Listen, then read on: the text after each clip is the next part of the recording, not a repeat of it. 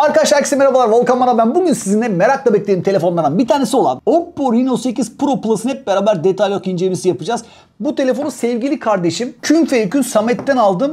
Uzun zamandan beri kendisine söylüyorum, Samet şu artık telefonu getirsen de incelesek diye. Abi getireceğim ve Türkiye'de sanıyorum yine bu telefonu ilk kez Samet getirdi.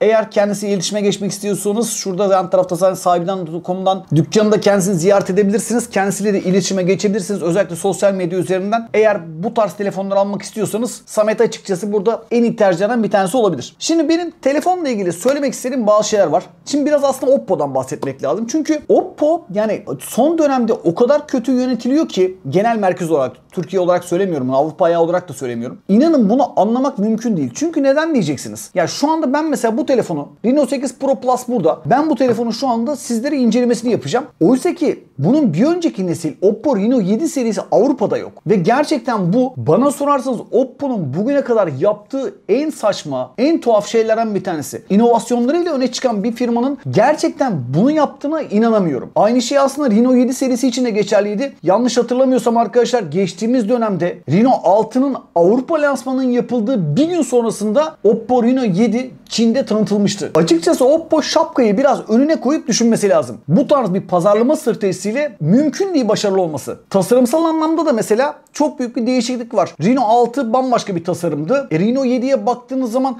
arka tarafta kameranın etrafında bir bildirim ışığı vardı. LED'li bir bildirim ışığı vardı ve mükemmel görünüyordu. Reno 8 serisinde ise tamamen bambaşka bir tasarıma geçildiğini görüyoruz. Yani bir yıl içinde telefonların tasarımıyla bu kadar fazla oynamak gerçekten normal ve doğru değil. Şimdi Oppo'yu bir kenara bırakalım ve biraz dilerseniz Reno 8 Pro Plus'tan bahsedelim. Açıkçası geçtiğimiz yıl Oppo geliştiriciler konferansına katılmıştık ve o konferansta bize ilk defa Oppo'nun geliştirmiş olduğu Mari Silikon Yonga setiyle tanıştırılmıştık. Bu Yonga setine baktığımız zaman yani temel anlamı bize söylenen şuydu: 18 milyar transistör barındıran, 11 teraflops güce kadar çıkabilen bambaşka bir NPU teknolojisinden bahsedilmişti. Hatta şöyle bir kıyaslama yapılmıştı. Yeni nesil Find X5 serisinde kullanılan bu arkadaşlar Mari Silikon Yonga setinin telefona Find X3 Pro'ya göre tam 20 kat daha fazla yapay zeka desteği sunduğunu görmüştük. Bu telefon ilk tanıtıldığında ben telefonun kameralarına bakmış ve büyük bir hayal kırıklığına uğramıştım. Bunun sebebi ise şuydu: bu telefonda 50 megapiksel ana kamera vardı. Evet, 50 megapiksel yeni nesil bir sensör olabilir. Ama kullanılan 8 megapiksel geniş açı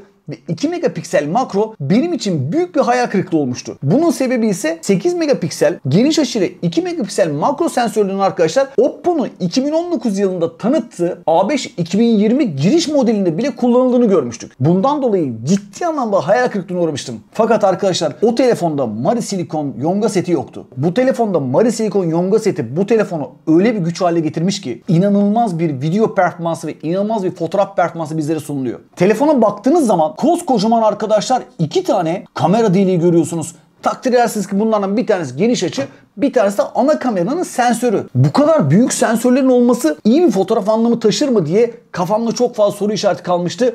Ama arkadaşlar yaptığım testlerde biraz sonra göreceksiniz, mükemmel bir kamera performansıyla bu telefonun bizlere geldiğini belirtelim. Oppo Mari Silikon Yonga setini arkadaşlar Find X5 serisi amiral gemisi telefonlarını kullandıktan sonra bu telefonları bizlere verdi. Bu bence çok doğru bir hareketti. Bununla beraber doğru hareketlerden bir tanesi ise bu telefonda kullanılan Yonga setiydi. MediaTek'in yeni nesil Dimensity 8100 Yonga setinden güç alan bu telefona baktığımız zaman mükemmel bir oyun performansı olduğunu söyleyebiliriz. Tüm oyunları 60 FPS'te çok rahat bir şekilde oynayabiliyorsunuz. Hatta telefonun HDR10 Plus desteği olması sayesinde HDR modda da arkadaşlar bu telefonu kullanmak oyun performansında mümkün. Telefonun Yonga setten bahsederken bu telefonda oynadığımız oyun görüntüsünü sizlerle paylaşmak istiyorum. MediaTek Dimensity 8100 Yonga setinde 4 adet 2.85 GHz'de çalışan yeni nesil Cortex A78 çekirdekleri var. Bununla beraber yine 4 adette 2 GHz'de çalışan Cortex A55 çekirdekleri bu Yonga setine eşlik ediyor. 6 çekirdekli Mali G610 GPU'su ise arkadaşlar oyun tarafında hiçbir problemle karşılaşmamanızı sağlıyor. Bizim kullandığımız telefonda 256 GB hafıza ve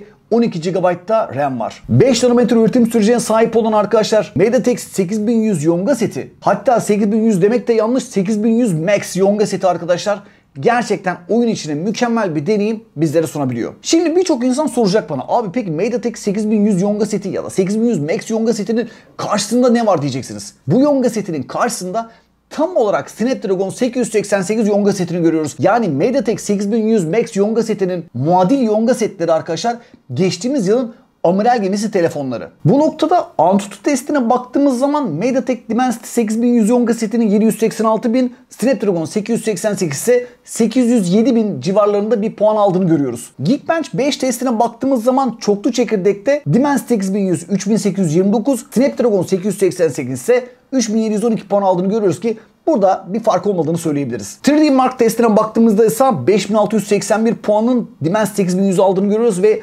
5234 puanda Snapdragon 888 alıyor. Yani baktığınız zaman bazı yerlerde Dimensity'nin daha önde, bazı yerlerinde Snapdragon 888'in daha önde olduğunu görebiliriz. İki Yonga seti birbirinin tam muadili Yonga setleri. Bu noktada aslında Oppo Reno 8 Pro Plus'ın amiral gemisi yeteneklerinin olduğunun yine altını çizelim. Telefonda mükemmel bir ekran var. Oppo gerçekten de ekran teknolojisinin bu telefonda ciddi anlamda kullanılıyor. 6.7 inç boyutunda 2412 1080 piksel yani Full HD Plus bir ekranımız var. Bu ekran 394 ppi yoğunlukla geliyor. 1 milyar renk desteği, 120 Hz ekran tarama hızı, HDR10 Plus desteği, 500 nits parlaklık ve eğer güneş altındaysanız da 950 nits'e kadar çıkabilen parlaklıkla amiral gemisi telefonlardan pek de aşağıya kalmıyor. Zaten şu anda sizin de gördüğünüz üzere ekran tarafında mükemmel bir kullanıcı deneyimi bizlere sunuluyor. Telefonun kamera özelliklerine bahsetmeden evvel biraz pilinden bahsedeceğim.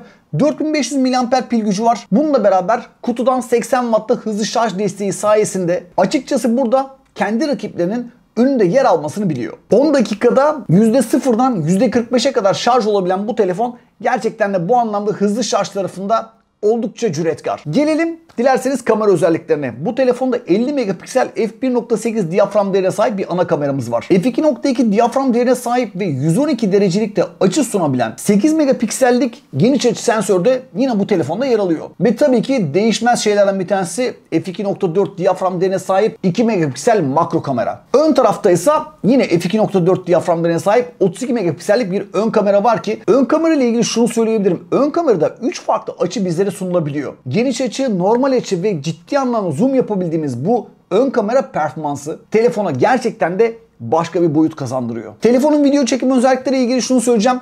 4K'da 30 FPS çekebiliyorsunuz. 60 FPS yok. Bana sorarsanız yanlış tercihlerden bir tanesi. Ön kamerada da yine arkadaşlar 1080p'de 30 FPS çekebiliyoruz ki yine bu noktada video tarafına daha fazlasını bu Yonga setinin de bu telefonda özellikle madem bu telefon Pro Plus'sa sunabilmesi lazımdı. Arkadaşlar benim telefonla ilgili söyleyeceğim şeyler bunlar. Oppo'nun mutlaka ama mutlaka şu takvimini değiştirmesi lazım. Yani Çin'de bir telefonu tanıtıp satışa sunduğunda daha Avrupa'da bir önceki modeli satışa sunamıyorsan kendine ne kadar ben büyüğüm demelisin. Bu soruyu bence Oppo'nun CEO'sunun kendine sorması lazım. Dünya üzerinde böyle bir markanın böyle bir stratejisi var mı? Gerçekten çok merak ediyorum. Şunu çok iyi anlıyorum. Oppo tabii ki bir Çinli marka. Çin'e önem vermesi doğal olarak karşılanabilir. Ama bir telefon Çin'de pazara sunuluyorsa bana sorarsanız çok kısa bir süre içinde, bir ay belki 2 ay içinde mutlaka Avrupa'da da globalde de satışa sunulabilmeli. Böyle bir telefon var ve maalesef bunu kullanamıyoruz. Bu noktada küçük bir eleştirim daha olacak. O da açıkçası Oppo Türkiye'ye. Oppo dünyanın en büyük üreticilerinden bir tanesi. Hatta baktığınızda Çin'in en büyük üreticisi. Evet dolar pahalı, ülkemizdeki vergilendirmeler, şunlar bunlar her şeyi çok iyi anlıyorum. Ama Oppo Find X5 gibi bir serinin Türkiye'ye gelmesi gerekmiyor mu? Oppo gibi bir markanın, böyle bir inovatif bir markanın amiral gemisini Türkiye'de belli bir adette bile olsa getirmesi gerçekten de gerekmiyor mu? Bana sorarsanız gerekiyor. Çünkü Oppo kendi büyüklüğünü ancak ve ancak kullanıcılarına bu şekilde gösterebilir. Yoksa Oppo sadece orta segment telefon satan bir firma haline gelecek ki açıkçası bunu hiç istemem. Bu videoyu biraz uzattığımın farkındayım. Bundan dolayı çok özür dilerim. Şimdi bu telefonda çektiğim örnek videoları ve örnek görselleri sizlerle paylaşmak istiyorum. Ben genel video performansından da o kadar memnun kaldım ki arkadaşlar ve inanılmaz şaşırdım. Mari Silikon Yonga setinin telefonda şöyle bir efekt yarattığını görebiliyorum. Bir araba düşünün. Sadece 250 km/saat hızla gidebildiğini düşünün bunun. Donanımı sadece 250 km ile gidebiliyor. Ama Mari Silikon Yonga setini bu arabaya taktığınızda düşünsenize bu arabanın 350 ile gidebildiğini düşünün. İşte bu telefonla takılan Mari Silikon Yonga seti bu telefonda tam olarak bunu yapıyor. 50 megapiksel sensörün verebileceği şey belli. f1.8 diyafram değerinin alabileceği ışık belli. Ama Mari Silikon yeni nesil bir yapay zeka anlayışıyla işi gerçekten de bambaşka bir hale getirmiş. Özellikle bir an sonra size kamera performansları çok fazla öne çıkan ve DxOMark listesinin en tepesinde olan telefonlardan bir tanesi Huawei P50 Pro ile gece video performansını bu iki telefonu göstereceğim ki bence bu noktada şaşıracağınızdan da eminim. Çok uzattığımın farkındayım. Herkesten bundan dolayı özür diliyorum. Şimdi hemen sizinle arkadaşlar bu telefonla çektiğim örnek videoları ve fotoğrafları paylaşacağım. Yorumlarınızı bekliyorum. Yeni videolarda görüşeceğiz. Söyleyeceğim şeyler şimdilik bu kadar. Hoşçakalın, bay bay. Arkadaşlar şu anda Oppo Reno 8 Pro Plus'la Huawei P50 Pro'nun video çekimlerini, ana kamerada video çekimlerini görüyoruz. Açıkçası ben şu an baktığım kadarıyla yani Reno 8 Pro Plus gerçekten de hani başka bir şey bize gösterebiliyor. Bu noktada ben inanılmaz şaşırdığımı söyleyebilirim. Çünkü Reno Pro Plus yani bence yani gece gerçekten de video çekimi tarafında hiç beklemediğim bir performansa imza atıyor. Gerçekten de bu Oppo'nun geliştirdiği Mari Silicon adı verilen arkadaşlar bu chipset ya inanılmaz işe yarıyor. Şu an gördüğüm kadarıyla durum tam olarak bu. Yani baktığım zaman gerçekten şu yeşilleri, şu taşlara falan baktığım zaman ciddi anlamda fark görüyorum. Şöyle biraz daha karanlık bir yerlere doğru gideceğim. Bakalım şu karşıda şu evcil hayvan girmesi yasaktır mı yazıyor? Ne yazıyordu orada? Aynen öyle. Oraya doğru gidelim. Orada nasıl bir sonuca imza atacak? Bunu test etmek istiyorum. Çünkü orası çok çok daha karanlık bir yer. Böyle şu an bu tarafa doğru ilerliyorum. Evet. Araplar da burada. Ya şu an bakar mısınız ya? Yani çok ciddi bir fark görüyorum ben ama tabii ki takdir her zaman olduğu gibi sizin bilgisayara atıldığında nasıl çıkacak? Bir de burada bir fotoğraf çekelim. Onlar nasıl çıkacak?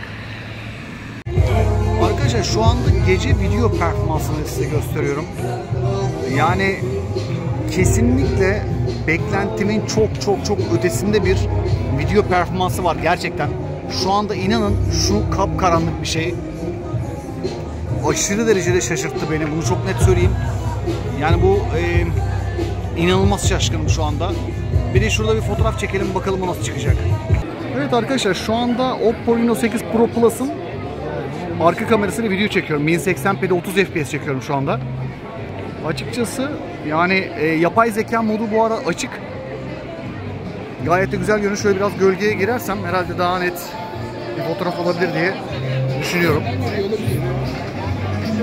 Ya şu anda gerçekten titreşim tarafında falan mükemmel.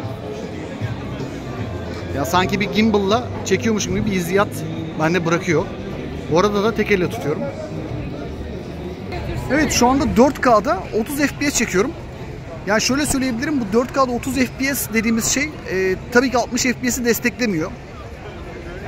Amiral gemisi telefon olmadığından dolayı desteklemiyor ama bana sorarsanız yine de bu fiyat segmentinde kesinlikle yani arka tarafta 4K'nın 60 FPS'i desteklemesi gerektiğini ben en azından kendim düşünüyorum ama takdir burada her zaman olduğu gibi sizin. 4K'da 30 FPS ya biraz atlamalar görüyorum. Bilmiyorum bilgisayara atınca nasıl çıkacak. Yani daha önce Sony'de Sony Mark 4'ü mesela incelediğimde takılmalar görmüştüm ama bilgisayara attığım zaman o takılmaların yok olduğunu, daha iyi bir performansa imza attığını görmüştüm. Bunda nasıl olacak? Hep beraber göreceğiz. Arkadaşlar şu anda Oppo Reno 8 Pro Plus'ın ön kamerasında çekim yapıyorum. Bu arada da şöyle söyleyeyim, bu sarsıntı modunu açtım. Bu sarsıntı modu şu an çalışıyor. Ters ışık geldiğinde biraz dediğim gibi patlamalar yapıyor ama mesela yani nasıl bir performansı var? Tabii sizin vereceğiniz bir karar. Ama şu an gördüğüm kadarıyla gayet güzel bir performansa imza atıyor. Mesela şu anda biraz daha daralttım. Hatta şu anda daha da yaklaştırdım. Öyle bir durumu var.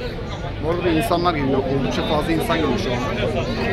Ya performansı bu. Ses, inanılmaz bir ses var dışarıda. Ben yani telefonun sesi nasıl çıkacak şu anda aşırı derecede merak ediyorum. Evet burada mesela şeyler var. Arkadaşlar onlar da kadraja girmek istiyorlar. Evet. Yani gayet güzel. Şu an dediğim gibi hani biraz daha dar, şu an daha geniş bir mod. Ön kamerada mesela tek bir kamera var ama yine de yani bu şekilde özellikler sunması güzel. Biraz karşıya geçelim.